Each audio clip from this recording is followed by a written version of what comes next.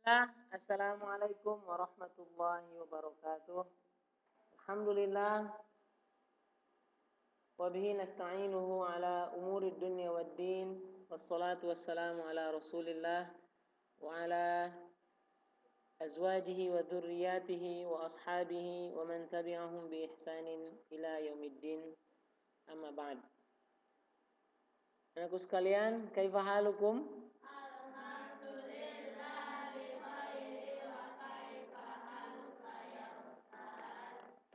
Bi khairin walhamdulillah. Barakallahu fikum. Alhamdulillah, insyaallah hari ini kita akan melanjutkan pembelajaran tematik, tema 3, subtema 3, pelajaran 2 dan 3. Seperti biasa, sebelum belajar, perhatikan ada penuntut ilmunya. Ini berpakaian rapi, berdoa dan juga menyiapkan catatan, buku catatan untuk mencatat hal-hal yang penting. Kita berdoa dulu. Allahumma inni as'aluka ilman nafi'an wa rizqan tayyiban wa amalan mutaqabbalan. Allahumma la sahla illa ma ja'altahu sahla wa anta taj'alul hazna idza syi'ta sahla. Ini merupakan doa supaya Allah permudahkan kita dalam belajar. Subtema 3, pentingnya menjaga asupan makanan sehat. Pelajaran 2 dan 3. Semalam antum telah mencatat pelajaran beberapa poin penting dalam pelajaran 2. Hari ini kita akan lanjutkan ditambah dengan penjelasan yang ada di pelajaran 3. Baik, nanusa sekalian rahmati Allah Subhanahu wa taala.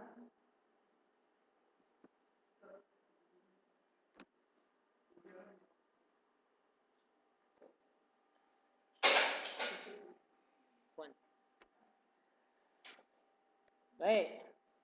Pernah lihat iklan ini? Pernah, ya.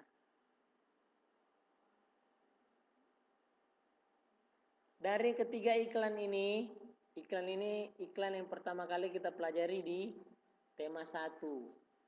Ini berkaitan dengan iklan ini ada 3 iklan. Semuanya tentang apa ini ketiga-tiganya? Tentang makanan sehat, khususnya tentang mengkonsumsi buah-buahan. Konsumsi buah-buahan dan juga sayur-sayuran. Nah, Ustadz ingin tanya pada antum. Pada antum yang ada di sini maupun yang ada di rumah. Jadi, bagaimana cara kita menemukan suatu kalimat iklan di dalam iklan tersebut? Bagaimana cara kita menemukannya? Misalnya ada iklan tentang makanan seperti ini. Contohnya nomor 3. Cintai jantung Anda, konsumsi sayur dan juga buah segar. Manfaat prima dengan rasa yang dahsyat. Cintai jantung Anda, konsumsi sayur dan buah segar. Kata kunci di sini apa?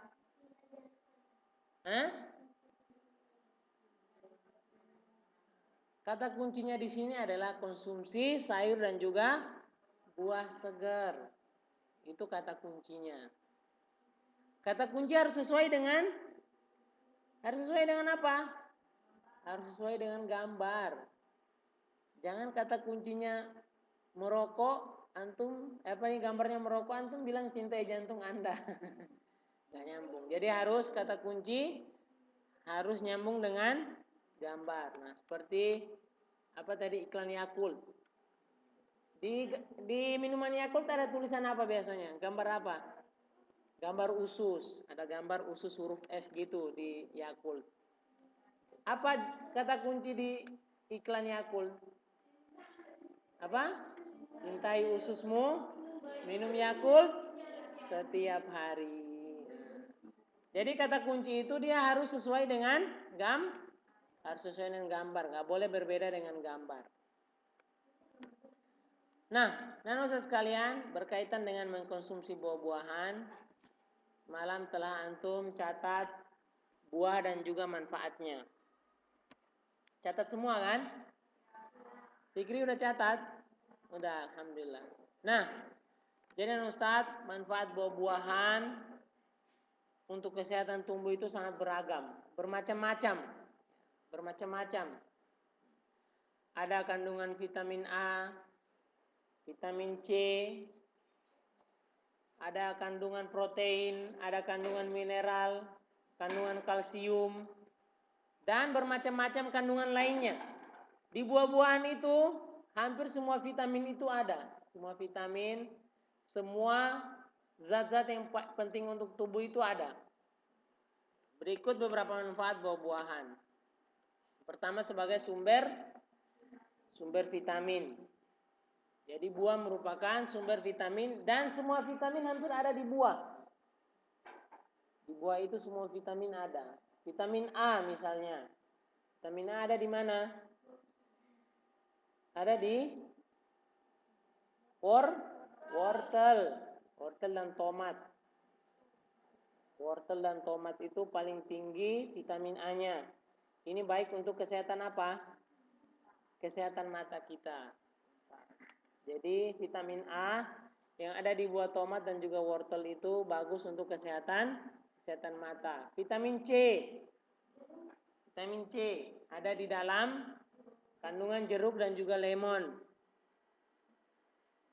Ini bagus untuk yang mau ngurusin badan, nah bagus, banyak-banyak mengkonsumsi vitamin C yang ada dalam jeruk. Atau yang kurang bersemangat, jalannya lemas-lemas, nah ini harus banyak mengkonsumsi vitamin C dan juga banyak mengkonsumsi kalsium supaya tulangnya kuat, jalan nggak miring-miring jalannya. Ini harus banyak mengkonsumsi, tapi pastikan buahnya harus bersih dan segar. Jangan udah mangganya udah berulat masih dimakan juga. Nah, kemudian menjadi sumber air dan juga gizi. Jadi buah merupakan salah satu sumber air bagi tubuh. Apa buah yang paling banyak kandungan airnya? Jambu air. Oke, jambu air. Jambu biji itu lebih tinggi kandungan vitamin C-nya daripada jeruk. Jambu biji itu dia lebih tinggi kandungan vitamin C-nya daripada jeruk. Kalah jeruk sama jambu biji, lebih tinggi kandungan vitamin C-nya. Buah yang paling banyak mengandung air, kalau antum makan tuh kayaknya banyak betul airnya. Apa? Semangka. Ya. Semangka itu buah yang banyak mengandung air. Atau kulit buah ini bukan hewan. Buah. Antum pernah nonton Upin Ipin nggak? Nah, buah apa yang kulitnya banyak mengandung air? Buah durian. Nah, buah durian itu juga dia banyak mengandung air. Kalau antum pernah nonton Upin Ipin, ada di lomba makan durian kampung durian runtuh. Nah, itu ada dia tentang kandungan air yang banyak di dalam kulit apa tadi? Kulit durian. Kemudian sumber antioksidan. Sumber antioksidan. Antioksidan ini maksudnya tubuh kita itu dia mampu menangkal radikal bebas. Jadi kita kan banyak beraktivitas di luar. Nah, ini kalau kita banyak mengkonsumsi buah-buahan, kita tidak akan gampang sakit. Radikal bebas seperti asap-asap kendaraan, asap-asap uap hasil pembuangan daripada perusahaan atau pabrik, ini maksud daripada antioksidan. Jadi zat-zat yang ada dalam udara yang kotor itu tidak akan gampang menjangkiti kita karena kita banyak mengkonsumsi buah-buahan. Kemudian yang berikutnya mencegah penyakit tertentu. Ini banyak ya, banyak buah-buahan yang fungsinya mencegah penyakit tertentu. Seperti contohnya buah apa yang bisa kalau orang sakit untuk menangkal penyakitnya? Contohnya untuk mengusir jin. Orang yang terkena Orang terkena jin sakit nggak? Hah? Orang yang kerasukan itu sakit nggak? Sakit. Dia caranya dengan mandi menggunakan daun bidara. Atau orang yang badannya orang gendut itu apa namanya? Orang yang obesitas. Nah, dia harus banyak mengkonsumsi jeruk dan juga jahe atau buah-buah lain yang bisa untuk dia makannya sedikit tapi mengenyangkan, seperti buah pisang. Atau banyak mengkonsumsi air infus daripada jeruk. Nah, ini bisa menghilangkan obesitas. Badannya yang tadinya berat badannya berlebih bisa turun karena dia banyak mengkonsumsi buah-buahan. Jadi bisa atau seperti buah manggis. Nah, buah manggis itu bisa menyembuhkan kanker. Buah manggis, apalagi kulitnya maksudnya. Kulit buah manggis dan jadikan obat-obatan. Jadi sangat bermanfaat. Jadi buah itu banyak sekali manfaatnya, buah-buahan. Kemudian yang terakhir obat untuk luar tubuh. Jadi bisa juga seperti untuk bisulan, jerawatan itu bisa pakai kulit jeruk. Kulit apa? Nah, kulit jeruk malah makin luka-luka badannya. Pakai apa tuh? Limau atau pakai apa? Pakai buah melon. Buah apa ya? Ya biasa mentimun. Nah, buah timun. Timun itu dia bagus untuk wajah, atau buah semangka. Karena dia sifatnya mendinginkan tubuh. Jadi semangka itu kalau kita panas dalam bagus untuk kita konsumsi. Semangka. Karena dia bisa mendinginkan tubuh kita. Atau timun untuk wajah. Jadi kalau antum udah besar nanti punya jerawat banyak, banyak-banyak gosok pakai mentimun supaya badannya tetap halus, hilang jerawat-jerawatnya. Nah, nanosa sekalian rahmati Allah Subhanahu wa taala. Kemudian terkhusus salah satu buah yang sangat terkenal, yakni buah pisang. Buah pisang ini banyak sekali manfaatnya. Ini bisa melancarkan pencernaan, bisa untuk menguruskan badan, banyak sekali manfaatnya. Bisa untuk mengenyangkan, bisa sebagai makanan penutup.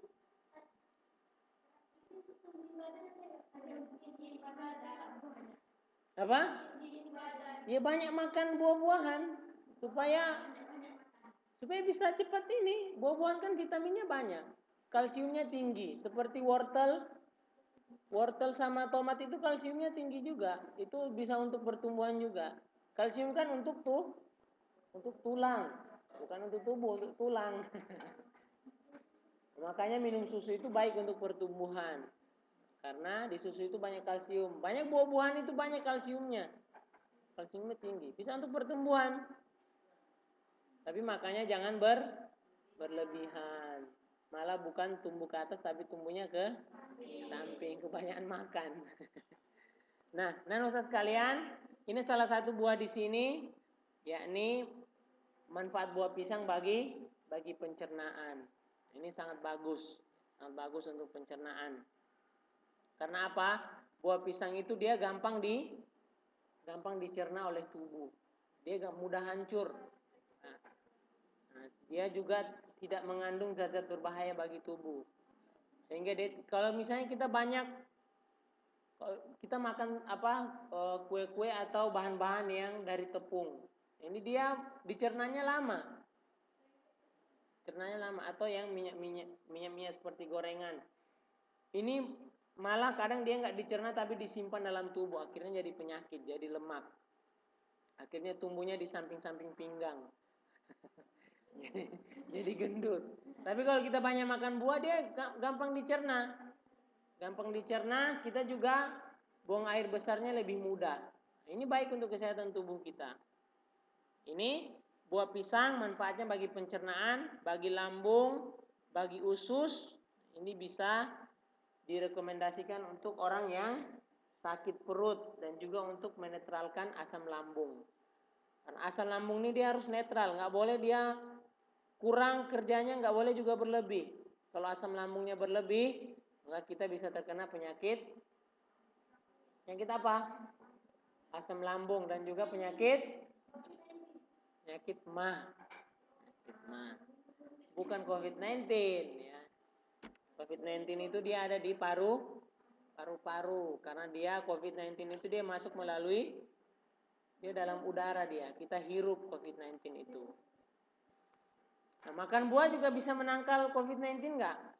Bisa, kan buah tadi manfaatnya untuk sumber antioksidan. Jadi zat-zat berbahaya yang ada dalam udara bisa langsung di-kick, ditendang sama kandungan dalam buah-buahan tadi, di-ban ya. Nah, lihat ya. Ini salah judulnya.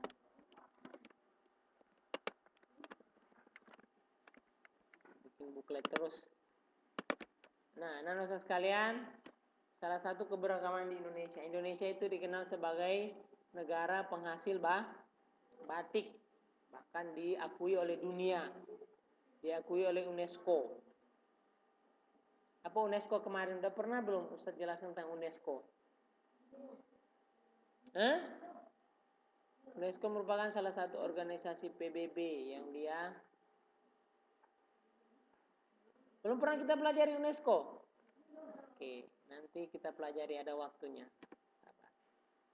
Nah, dan Ustadz, di Indonesia terkenal sebagai negara penghasil batik terbesar di dunia.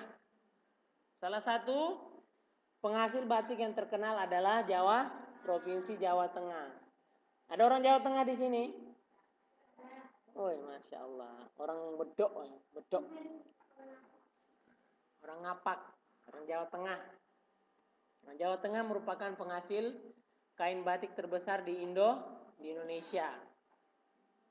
Jawa Tengah itu kalau Yogyakarta masuk Jawa Tengah enggak? Enggak, Yogyakarta itu sudah satu provinsi sendiri. Jadi daerah seperti Pekalongan, Solo, Semarang, Banyuwangi, ini merupakan daerah-daerah penghasil batik terbesar di Indonesia. Sedangkan Indonesia sendiri daerah penghasil batik terbesar di dunia. Kemudian penghasil batik terkenal lainnya adalah Yogyakarta.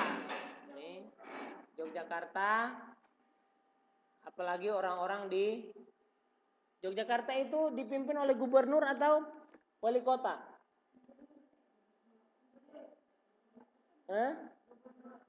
Dipimpin oleh gubernur. Gubernurnya disebut apa? Gubernurnya di sana?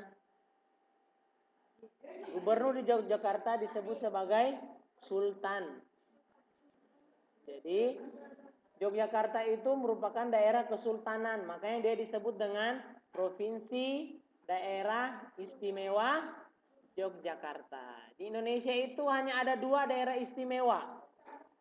Apa aja daerah istimewa di Indonesia? Yang pertama Yogyakarta, Provinsi DI Yogyakarta, daerah istimewa Yogyakarta. Yang kedua, Provinsi daerah istimewa Nangro Aceh Darussalam. Kalau Jakarta bukan daerah istimewa, DKI itu adalah daerah kota. Nanti antum cari, I-nya itu istimewa atau apa? Tapi ada 2 daerah istimewa di Indonesia, yakni Aceh dan juga Yogyakarta. Kenapa Aceh itu istimewa? Karena Aceh itu di sana dia menjalankan syariat Islam yang tidak ada di daerah lainnya. Batam ditegakkan syariat Islam enggak? Enggak. Batam kalau orang mencuri dicambuk atau dipenjara?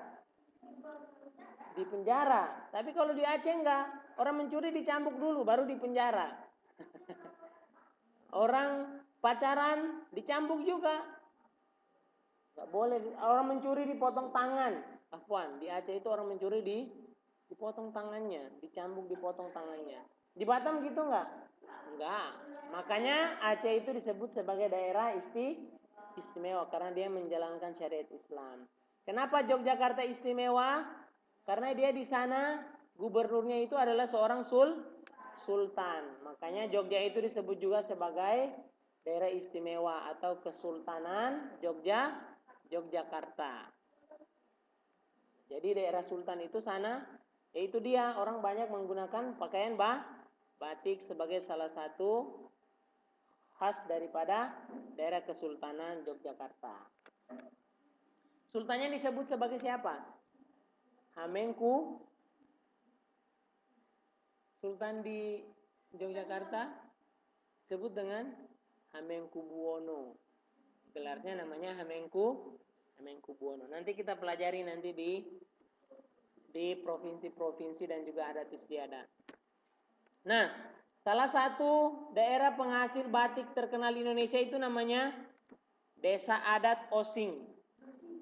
Desa Adat Osing. Ini ada di Banyuwangi. Ini ada di Banyuwangi, Osing. Desa Adat Osing ini merupakan, antum pernah ke sana? Pernah ke sana? Desa Adat Osing itu merupakan desa adat yang di dalamnya itu pekerjaan orangnya semuanya hampir sebagai pembuat batik. Hampir tidak ada pekerjaan yang lain. Semua orang di situ kerjanya hanya bikin batik. Makanya dia dijuluki sebagai desa adat. Kenapa dijuluki desa adat? Karena dia juga di situ istimewa juga karena orangnya kerjanya semuanya membuat batik. Desa Adat Osing. Bahkan salah satu penghasil batik terbesar juga di Nusantara. Nah, dan sekalian rahmati Allah Subhanahu wa taala. Lihat terus ini.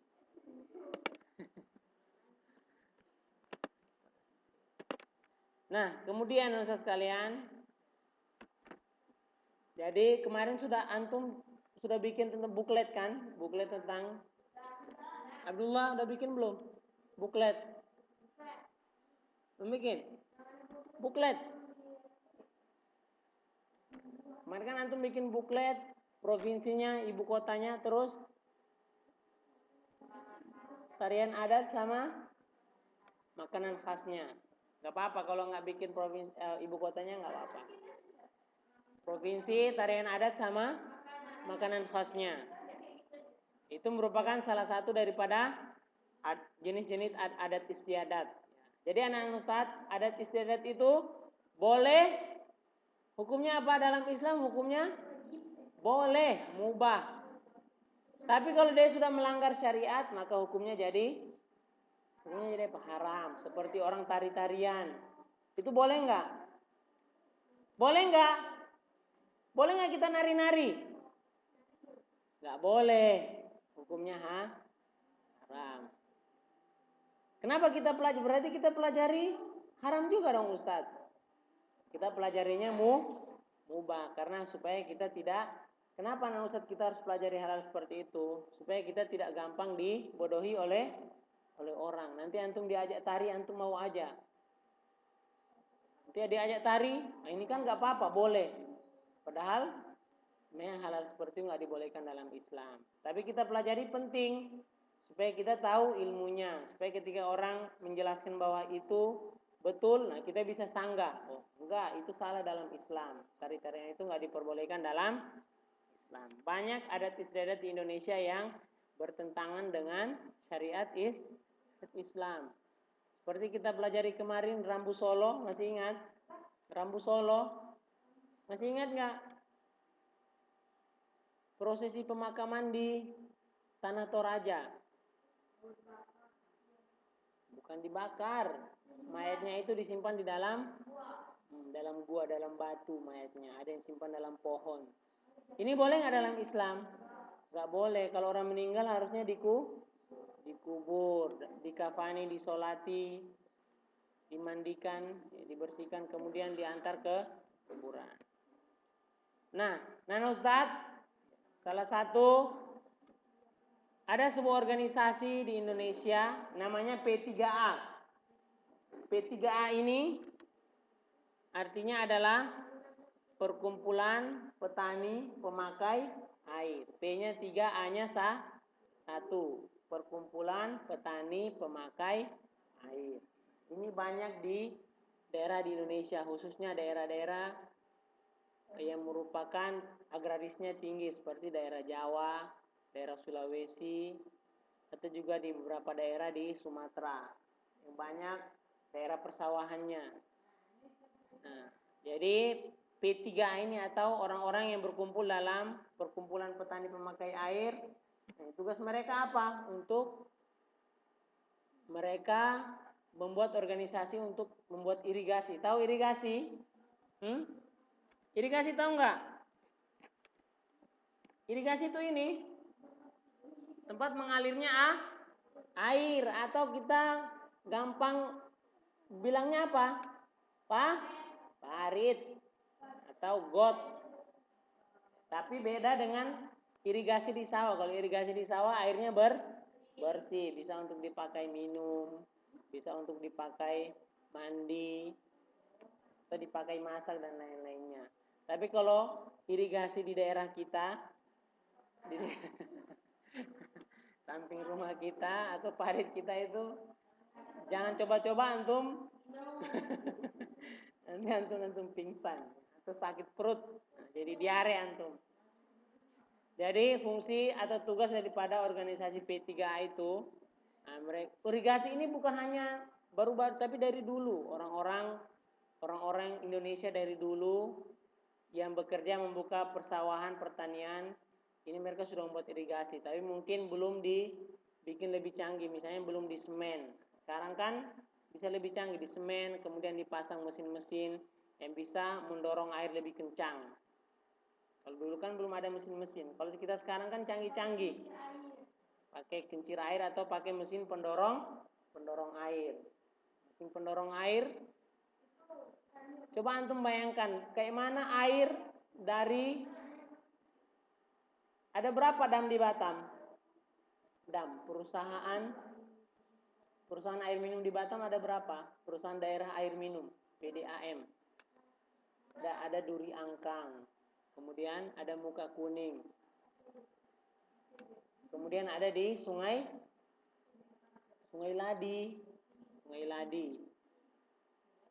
Nah, ada 3 ya, ada Duri Angkang. Duri Angkang itu ada di Piayu, di dekat Punggur. Kemudian di Sungai Ladi di mana? Di belakang awal Bros, belakang Hotel Vista. Kemudian ada Muka Kuning, PDAM Muka Kuning. Itu antum mau ke Batu Aji,